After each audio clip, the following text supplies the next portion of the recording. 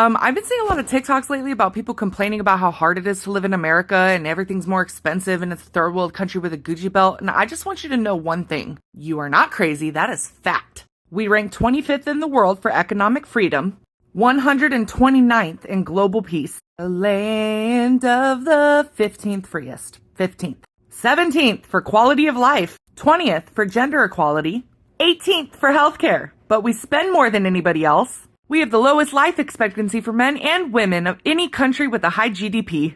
We rank second to last in childcare quality, 29th in work-life balance, no surprises there. Pay attention, because this is a weird one. The scale for this one says that the number one country has the highest rate of poverty. What that means is 54 countries have a lower poverty rate than the richest country in the world. We do, however, rank number one in a few places. We are absolutely killing the game in the cost of college. Number one, baby! Scotland tried, but we do have the highest rate of overdoses. And you can always rest assured that you live in the richest country in the world, except that the richest 10% own 70% of the wealth and the bottom half are fighting over 2.5% of it. What I'm trying to say is if you feel like you're struggling just to survive right now and this seems like a bunch of bullshit, it's because it is a struggle to survive right now and it is a bunch of bullshit. Oh my god, I'm fucking dead. Facts. Because over there in China, we are watching all this cool tech over there. You know, you can say what you want to say about the government, but when you look and see all the cool shit, the infrastructure that's over there, the architecture, the scenery, like, hold on. I'm stuck in China and I need help. The reason that I'm stuck in China is because they have every country inside of their country. Last week I wanted a Saudi Arabia vibe with the desert, so instead of booking a trip to the UAE, I booked a quick flight to Zhongwei, China and explored the desert. So please think wisely before coming to China, because if you come, you may not want to leave because they have cities for any type of vibe you're going for. If you want a Miami themed trip, just fly to Sanya, China. If you want an Antarctica/Alaska themed trip, just fly to Harbin in the winter. And I mean, I can go on and on about how many places in China that they have. But more of the story is China is a huge country, so when visiting here, make sure you pack at least 5 suitcases because you will be stuck here for months. I mean, seriously. Oh my god. I mean, that shit looks like progress to me. What the fuck? We so fucking busy with racism and all these fucking people want to be racist. They rather keep their racism than progress. Like, they have some cool shit over there, man. Well, anyway, I thought your comment was funny. I was raised in the US, have lived in 6 countries in my adulthood, including one in the Middle East, and to this day, the worst country I've ever lived in has been the United States of America. Let's look at some data though. Let's start with perhaps the most embarrassing one, the US's literacy rate. And remember, let's keep in mind that United States is the richest country in the world. The US has an embarrassingly low literacy rate. 79% is incredibly low, especially for a developed country. What's even more baffling is that more than half of US adults have a reading level below 6th grade, and 1/5 of US adults are illiterate, and even more than that are functionally illiterate. Now let's look at the literacy rates across the globe, including countries in the middle. So here we have countries with the highest, but even towards the top, we have a lot of countries in the Middle East represented. Moving on, the US has the highest percentage of prisoners in the world. Remember, Americans make up only 5% of the world's population. The highest amount of prisoners in the Middle East is Iran, but only with a fraction of the amount of prisoners that the US has. And the lower you get down on the list of the world's incarcerated people, you'll find a lot of Middle Eastern countries, which makes sense considering the fact that this region commits less crime on average. Now let's get into another bad one for the US, murder. Considering raw numbers, the US is almost always in the top 2 for the number of murders committed in the world. In 2022, the US was only after Mexico in the amount of murders that were committed. When we look at countries with the lowest amount of murders, in the top 10 we have Oman with 12. Now let's talk about homelessness. The richest country in the world has 650,000 homeless people. One country in the Middle East, Jordan, has a total of 0 homeless people. After that, we have Iran and Yemen. But the interesting thing about homelessness in the Middle East is that the majority of people who are homeless tend to be so due to conflict. not because their community and their government doesn't care about them. And I can keep going. According to the Legatum Institute, there were 10 countries in the Middle East that were ranked as having better access to healthcare than the US, which was 69th in the world when it came to access and preventative care. We can also talk about the fact that the US has one of the highest suicide rates in the world. The US also reports one of the highest rates of depression in the world, has the highest maternal mortality rate amongst developed countries, and continuously lags behind not only developed countries but developing countries in a lot of important measures. So who exactly is the armpit? The country that has the richest amount of people in the world and produces the most wealth, but constantly ranks low in quality of life and ranks last amongst other developed countries. Third world country. That is what our major cities are like. I've been driving around in one of these major cities here in the United States, and it looks like a third world country because they don't care. They fight against poverty, but they never actually fully fix anything. You know why? Because they don't care. They want to perpetuate the problem, perpetuate the, strife and the eking your way through a city life like this because they don't care. They don't want to solve anything. They want to continue the problem because they want to keep that money flowing. They want to keep that power, and they want to get that great check and that great pension when they retire. These people are sick. They do not care about the people that they are supposed to serve, whether it's local or city or state or whatever, federal. These people in power don't care about you. Doesn't matter which side of the aisle you're on. Mainly, I'm in a Democrat city right now, which means it's a Democrat fault. That means that the failures and the drugs and the issues are here are actually due to the policies by a certain party. But it's just a fact. It is a fact. If you control the city with that party's priorities will show on the city, and they clearly don't care. I've been to Republican cities that are just as trashy, so I'm not just going after you guys, I'm going after both sides because none of them care about you. 3 reasons why I think America is a third world country disguised as a first world country. Number 1, the working propaganda. And what I'm talking about is the working propaganda that specifically started around the late 50s, early 60s from what I've seen.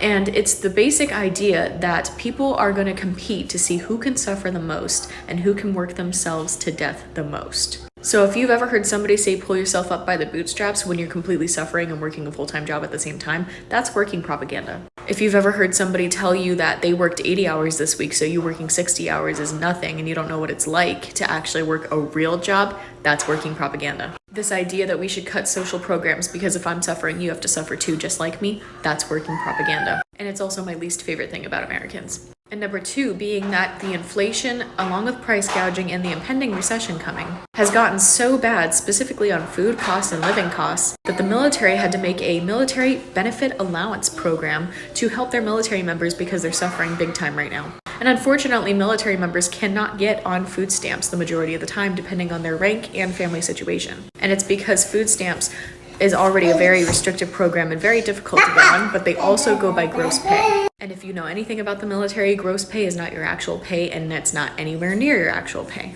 And a quick side note to this that I want to put on here is that the military actually got in trouble multiple times because of the restrictions being so tight on the new benefit allowance program, and they actually had to fix the restrictions because they made it so restrictive that only 2,000 service members at first qualified out of the whole military.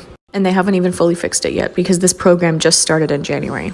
So they're currently working on fixing it, and hopefully it'll help military families, but we'll see what happens. Number 3 is the fact that monopolies are definitely allowed to exist in America, even though we have some laws against it. Those laws are rarely enforced. And you can see that with companies such as P&G, Amazon, Walmart, Target. Literally all these companies are monopolies. And we all know they're monopolies, but nobody ever does anything about it. I was recently in Europe visiting family, and if you are visiting family in another country, you know what happens. You're sitting around the dinner table, you are comparing things, and you have some realizations that alter your brain chemistry. Here are all of the ones that I had visiting my family in Germany. Number 1, did you know that all universities in Germany are free? They pay for the taxes. They pay like 140 euros a semester for the taxes, but all schools are free. University is free. I was like, there isn't a single free school in America. Not a single free university. Number 2, the speed with which you can see medical professional help. We were walking into a museum and this older woman stumbled, fell, hit her head, had a minor hit and bleeding, nothing that you would seek medical attention for in the United States. That's way too expensive. But we are in Germany. My auntie calls the ambulance. They arrive within 5 minutes. For a minor injury, they arrive within 5 minutes, and it's free. It's free. In certain parking lots, they have a ladies only section. so that if you are a girly and you're parking your car and you're coming back at night, or you don't want to be in an area where a man can possibly follow you and attack you, you can park in the ladies section. And people abide by it. Like, my uncles pass by it every single time. They're like, this is for the ladies. Okay, and this last one had me so messed up. So the Black Forest in Germany does not have bears. It doesn't have coyotes. It doesn't have like normal scary animals that you would see on a hike in like a lot of places in the United States. And honestly, that really started to click. They told me the most dangerous animal that you could find in the Black Forest when you're camping is a tick. And I was like, oh, okay, that's why everybody's so into camping. Like, you're not dealing with real threats here. You don't have to tie up your food and suspend it onto a tree. You're chilling. I always find it ironic that in places called third world countries, the quality of life can be so much more vibrant, invigorating, filled with real relationships, laughter, joy, that we don't get here in the US. For example, when I would go to Jamaica growing up, I always noticed that work wasn't as much of a priority. And then I realized that in the US, we live to work, and in other countries, they work to live. In the US, we value our luxuries. We love having things. We go to Amazon, we click, we buy. It's a ton of consumerism. It's a ton of prioritizing these material things, but we don't prioritize human connection the same way. Living in the West, it's a very I-focused society. So we are focused on ourselves, our gain, our lives, our world. And when you go to another country where it's more we-centric, it's less individualistic and more of a collective, there's just this level of laughter and joy and connection. In Jamaica, we party with each other. We party with our friends, our family. They may not have as much monetarily, but they have so much more joy. They're gonna play dominoes, they're gonna connect, they're gonna meet up, they're gonna talk. Those types of things don't happen in the US as much because we're all so busy doing business. We all got our own things going on. It's big as hell. You're all the way in this state, I'm all the way in that state. It's just not the same kind of environment that fosters those really deep connections. So whenever quality of life comes up and is in question, I always find it ironic because in my mind, there is way more than one definition of a good quality of life. And I guess it really depends on what variables you look at to decide what is quality. The US is now a third world country according to a new European report. Now this is why. They looked at quality of life, how many people are living in poverty, how many people have access to health care, the homeless rate, the unemployment rate, violent crime rates, overall crime rates, and also how many people have drug problems and drug overdoses. Now, the last one was pretty scary. Fentanyl is actually the #1 killer of people aged 18 to 45. And actually, drug overdoses as a whole is the leading cause of death now in America. You have a higher chance of dying from a drug overdose than anything else. Now, we're talking from, dying in a car accident, dying from a heart attack, diseases, anything like that. Drug overdoses are #1. Now, that's scary. And not only that, the violent crime rate is through the roof here, which is not good either. And there's so many people living in poverty and paycheck to paycheck and people that can't afford health care. And it's just not good. This new report is making the US look horrible. And that's why they just classified it as a third world country. If you want to know what American healthcare is like, I got surgery a few years ago and the wound never fully healed. And my insurance doesn't cover that here. So every few months it just opens. And then for a few days I bleed. That's it. That's just the whole story. There's nothing else. There's no resolution. This is the best time to leave the United States of America in its entire history. Think about it. We have all of the information that we need at our fingertips, kind of like my account here. I talk about this kind of stuff to be able to leave the United States of America. We are not ignorant. We know what it is we need to do, what the requirements are to go to another country, how to get a remote job, how to start your own remote job, how to start a company in the next country, whatever it is you want to do, however it is you want to do it, what countries you want to go to, what does it look like, what is the healthcare like over there, what is the temperature like over there. It is all on the internet available for us. Tell students that America is so star-spangled awesome that we're the only ones in the world who have freedom. Canada has freedom. Japan has freedom.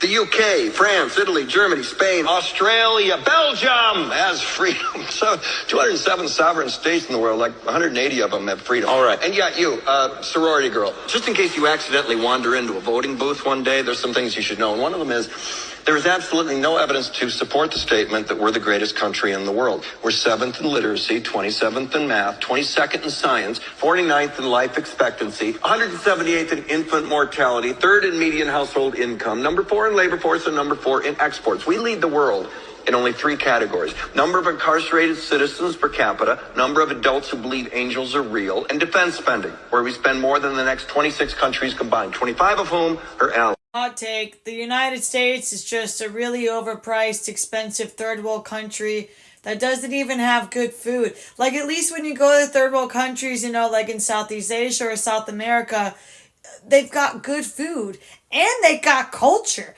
and they got family values. You ever hang out with people from Southeast Asia and South America? The nicest, warmest people in the ever. And then you go to the United States, it's like, oh my god, the food trash, and it's expensive, and no one's gonna hug me? What the fuck? You live in America, bitch. You live in the freest, safest country in the world. There's 165 countries in the world that have freedom for their citizens, and America ranks number 23 among those in terms of actual individual freedom that their citizens have. Also, among those countries, 72 of those have universal access to healthcare for all their citizens. America's not one of those, which is crazy because Americans work the 13th most hours among these countries while also paying the 14th highest tax rate among these countries. And then also couple that with the fact that America ranks dead last in legally mandated PTO for their workers. So we work damn near more hours than everyone else. We pay damn near more taxes than everyone else. And then we also have the least amount of time off. Don't even get me started on the whole safety part of this. You have kindergartners that come home from school and talk about how they need to make sure they have the best hiding spots available in classrooms in case of an active shooter drill. We're the most armed country. We have more people in prison than any other country in the world. I'm not trying to turn this into America bashing. I promise you, I love this country. I love living in America. I do think we have the potential to be the best country on the planet. I'm just tired of the whole like, this is America, love it or leave it attitude, because that just leaves no room for improvement. We work hard enough and we pay enough in taxes to have a better quality of life than we do in America right now. That's okay to say while also appreciating the things that we have.